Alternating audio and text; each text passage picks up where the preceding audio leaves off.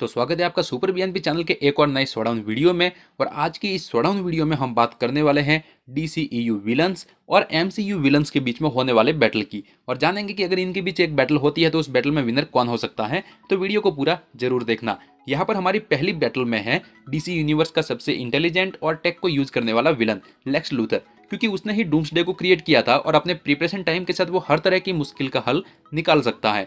और यहाँ पर लेक्स लूथर के अगेंस्ट में है एमसीयू विलन अल्ट्रॉन, जो कि एक एआई है और उसे क्रिएट किया था टोनी स्टार्क और ब्रूस बैनर ने। तो अगर लेक्स लूथर वर्सेस अल्ट्रॉन के बीच में फाइट होती है तो इसमें कोई डाउट नहीं है कि अल्ट्रॉन लेक्स लूथर को इजीली हरा सकता है, क्योंकि लेक्स लूथर के कंपैरिजन में अल्ट्रॉन काफी ज्यादा स्ट्रांग है। लेकिन अगर लेक्स लूथर को फाइट के लिए प्रिपरेशन टाइम मिल जाता है तो वो अल्ट्रॉन से निपटने का भी कोई ना कोई रास्ता जरूर निकाल ही लेगा। हो सकता है कि वो अल्ट्रॉन को इंटरनेट से डिलीट कर दे ताकि वो इधर से उधर ना भाग सके, और एक ऐसा आर्मर क्रिएट कर ले जो कि अल्ट्रॉन को अच्छी टक्कर दे पाए। लेकिन फिर भी स्ट्रेंथ के मामले में अल्ट्रॉन लेक्स लूथर से ज्यादा पावरफुल है, क्योंकि अल्ट्रॉन को हराने के लिए थॉर, विजन और आयरन मैन को एक साथ अपनी पावर्स का यूज करना पड़ा था। तब कहीं जाकर वो अल्ट्रॉन की बॉडी को मेल्ट कर पाए थे, और मुझे नहीं लगता कि लेक्स लूथर अकेले एक फाइट में अल्ट्रॉन को हरा सकता है। इसीलिए यहाँ पर मेरी चॉइस अल्ट्रॉन है, और इस फाइट बैटल में एक पॉइंट यहाँ पर एमसीयू विलन्स को मिल जाता है। अब इसके बाद हमारे दूसरी बैटल की बात करें तो यहाँ पर है डीसी के सुपर सोल्जर डेथ स्ट्रोक और उसके अगेंस्ट में है मार्वल का विंटर सोल्जर। इन दोनों को सुपर सोल्जर सीरम दिया गया है और दोनों के पास ही स्ट्रेंथ, स्टेमिना और कई तरह की फाइटिंग स्किल्स है। लेकिन इस फाइट में डीसीईयू एमसीयू से आगे रहेगा, क्योंकि डेथ स्ट्रोक को उसकी इंटेलिजेंट और उसके हीलिंग फैक्टर की वजह से विंटर सोल्जर के अगेंस्ट फाइट में एडवांटेज मिलता है। डेथ स्ट्रोक अपनी ब्रेन इंजरीज को भी हील कर चुका है, अपने ब्रेन का यूज करके वो कई सारी बैटल्स जीत चुका है। ओवरऑल इस फाइट में डेथ स्ट्रोक विंटर सोल्जर पर भारी पड़ेगा, अपनी इंटेलिजेंस, अपनी फाइटिंग स्किल्स और अपने हीलिंग फैक्टर के चलते। और यहाँ पर एक पॉइंट डीसीईयू विलन्स को मिल जाएगा। अगर आप इन दोनों के बीच में डिटेल्ड शोडाउन देखना चाहते हैं तो उस वीडियो की लिंक आपको ऊपर आई बटन या फिर इस वीडियो की एंड स्क्रीन में मिल जाएगी, तो उसे भी जरूर चेकआउट कर लेना। अब अगर हम बात करें हमारे तीसरी बैटल की तो यहाँ पर है एमसीयू विलन सर्टर और उसके अगेंस्ट में है डूम्सडे। तो डूम्सडे और सर्टर दोनों बहुत ज्यादा पावरफुल है। डूम्सडे सुपरमैन की डेथ का कारण है, तो वही दूसरी तरफ सर्टर एसगार्ड के डिस्ट्रक्शन का। इनकी फाइट में दोनों एक दूसरे को अच्छी टक्कर देंगे, लेकिन सर्टर के किए गए अटैक से डूम्सडे हो सकता है कि ज्यादा पावरफुल और साइज में और भी ज्यादा बड़ा हो जाए। लेकिन डूम्सडे मैजिकल अटैक और वेपन से वल्नरेबल है, और सर्टर की स्वॉर्ड और पावर्स मैजिक से रिलेटेड है। तो सर्टर की स्वॉर्ड डूम्सडे को इंजर्ड कर सकती है, और इस बैटल में सर्टर अपने फुल पोटेंशियल के साथ डूम्सडे को हरा भी सकता है। और यहाँ पर इस फाइट का पॉइंट एमसीयू विलन्स की तरफ जाता है। अब हमारी नेक्स्ट बैटल के लिए यहाँ पर है जस्टिस लीग टीम की हालत खराब करने वाले विलन स्टेपन वुल्फ, और उनके अगेंस्ट में है थॉर की आंख फोड़ने वाली मौत की देवी हेला। और इन दोनों के बीच की फाइट भी काफी ज्यादा डेडली होगी, क्योंकि स्टेपन वुल्फ ने अकेले ही जस्टिस लीग टीम के पावरफुल हीरोज को अच्छी टक्कर दी हुई है। लेकिन सुपरमैन के वहां आते ही नजारा बदल गया और स्टेपन वुल्फ सुपरमैन को नहीं हरा पाया। लेकिन हेला ने थॉर को अच्छी टक्कर दी, एसगार्ड के वॉरियर्स को मारा, थॉर के पावरफुल लाइटनिंग अटैक को सर्वाइव किया और थॉर की एक आंख तक फोड़ दी थी।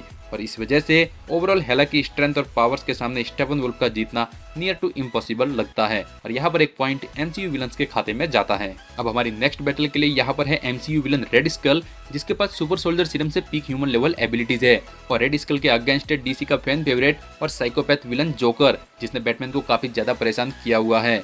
अगर स्ट्रेंथ बेस्ड फाइट की बात करें तो रेड स्कल जोकर से ज्यादा पावरफुल और स्ट्रांग है, पर जोकर को हराने के लिए सिर्फ स्ट्रेंथ की जरूरत नहीं है, उसको हराने के लिए दिमाग चाहिए, जो कि रेड स्कल के पास इतना ज्यादा तो नहीं है। जोकर ने बैटमैन को भी बराबरी की टक्कर दी हुई है, और अपने ट्रिक्स से उसने बैटमैन को भी काफी ज्यादा परेशान किया हुआ है। तो रेड स्कल को परेशान करना अपनी ट्रिक्स की मदद से उसके लिए कोई बड़ी बात नहीं होगी। ओवरऑल जोकर रेड स्कल को ट्रिक करके उसे हरा सकता है। वैसे आपको क्या लगता है, जोकर और रेड स्कल की फाइट का विनर कौन हो सकता है? कमेंट करके जरूर बताना। वैसे यहाँ पर एक पॉइंट मेरे हिसाब से तो डीसीईयू विलन्स को मिलना चाहिए। हमारी नेक्स्ट बैटल में है मैजिकल पावर्स वाला डीसीईयू विलन डॉक्टर सिवाना, जिसके पास मैजिकल पावर्स है, और उसके अगेंस्ट में है एमसीयू विलन लोकी, जो अपने मैजिक और इल्यूजन से अच्छे अच्छों को कंफ्यूज कर चुका है। लोकी अपनी मल्टीपल कॉपीज क्रिएट करके या फिर इल्यूजन क्रिएट करके डॉक्टर सिवाना को ट्रिक करके उसकी बॉडी से उन क्रीचर्स को बाहर निकाल सकता है, जिससे कि डॉक्टर सिवाना को पावर्स मिलती हैं। ओवरऑल लोकी के मैजिक के सामने डॉक्टर सिवाना की मैजिकल पावर्स ज्यादा इफेक्टिव नहीं है, क्योंकि डॉक्टर सिवाना कुछ ही टाइम से इन मैजिकल पावर्स को यूज कर रहा है, और लोकी तो बचपन से ही मैजिक को यूज करते हुए आ रहा है। तो यहाँ पर विनर लोकी हो सकता है, और मेरे अकॉर्डिंग यहाँ पर एक पॉइंट एमसीयू विलन्स को मिलता है। इसके बाद हमारी नेक्स्ट बैटल में है एबोमिनेशन, जो हल्क की तरह ही स्ट्रांग है और हल्क को भी बराबरी की टक्कर दे चुका है। और एबोमिनेशन का सामना होगा यहाँ पर जनरल जॉर्ड के साथ, जिसके पास सुपरमैन के जैसे ही स्ट्रेंथ, पावर्स एंड एबिलिटीज है। जनरल जॉर्ड की मिलिट्री ट्रेनिंग की वजह से वो हैंड टू हैंड फाइट में एक्सपर्ट है, और एबोमिनेशन के साथ होने वाले इस फाइट में जनरल जॉर्ड अपनी स्ट्रेंथ, हीट विजन और फ्लाइट पावर्स की वजह से एबोमिनेशन को हरा सकता है। और यहाँ पर एक पॉइंट डीसीईयू विलन्स को मिलता है। अब अगर बात करें इस शोडाउन के फाइनल बैटल की, तो यहाँ पर आमने सामने है DCEU और MCU के मोस्ट पावरफुल और strongest villain Thanos and dark side. यहाँ पर इन दोनों की फाइट में हम इन्फिनिटी स्टोन्स और एंटी लाइफ इक्वेशन को कंसीडर नहीं करेंगे, क्योंकि इन्फिनिटी स्टोन्स थैनोस के खुद की प्रॉपर्टी नहीं है, उसे कोई भी यूज कर सकता है और एंटी लाइफ इक्वेशन अब तक डार्कसाइड को नहीं मिली है। तो इन दोनों की फाइट्स में फिजिकल स्ट्रेंथ में थैनोस और डार्कसाइड दोनों एक दूसरे को बराबरी के टक्कर दे पाएंगे, क्योंकि दोनों के पास सुपर ह्यूमन स्ट्रेंथ, स्टेमिना और ड्यूरेबिलिटी है। वैसे तो इनकी फाइट का रिजल्ट निकालना बहुत ज्यादा मुश्किल है, क्योंकि दोनों अपने अपने रेस्पेक्टिव यूनिवर्स के मोस्ट पावरफुल सुपर विलन्स है, लेकिन फिर भी थैनोस के पास उसकी स्ट्रेंथ, इंटेलिजेंट और स्वॉर्ड के अलावा और कोई भी वेपन्स या फिर पावर्स नहीं है। तो वही दूसरी तरफ डार्कसाइड के पास थैनोस की तरह स्ट्रेंथ भी है, इंटेलिजेंस भी है और थैनोस की स्वॉर्ड की जगह पर उसके पास है ओमेगा बीम, जो कि अपनी आंखों से प्रोजेक्ट कर सकता है वो, और यह भी मिड ईयर में अपनी डायरेक्शन को भी चेंज कर सकती है। और डार्कसाइड एक जगह पर रहकर ही चारों तरफ कहीं पर भी अटैक कर सकता है इन बीम्स की मदद से, और इन बीम्स को हाई ड्यूरेबिलिटी वाले बीम्स ही सर्वाइव कर सकते हैं। और इसके साथ ही डार्कसाइड हवा में भी उड़ सकता है, जिससे कि वो थैनोस के नजदीक गए बिना ही उस पर दूर से ही अटैक कर सकता है। तो ओवरऑल इस फाइट में विनर डार्कसाइड होगा, और यह पॉइंट DCEU विलन्स के फेवर में जाता है। और अब तक यहाँ पर MCU विलन्स को 4 पॉइंट मिल चुके हैं और DCEU विलन्स को भी 4 पॉइंट मिल चुके हैं। तो यह शोडाउन तो बराबरी पर है, लेकिन अब भी MCU में गॉर, किलमॉन्गर, आयरनमॉन्गर, डोरमामू जैसे कई पावरफुल विलन्स है, तो वही DCEU में ऑर्म और एरिस जैसे पावरफुल विलन्स है, और एरिस और ऑर्म शायद ही गॉर या डोरमामू का सामना कर पाए। ओवरऑल यहाँ पर इस बैटल में मेरे अकॉर्डिंग MCU विलन्स विनर है। वैसे आपको क्या लगता है इस फाइट का विनर कौन होगा, कमेंट करके जरूर बताना।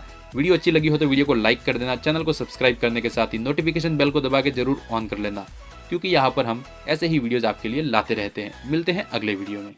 Warriors around, don't get caught in the mosh pit. Fuel to the fire, ain't nobody can stop it. Trouble in my city, but you know I'm across it. Got a 40 on my hip and I'm liable to spark it. Throw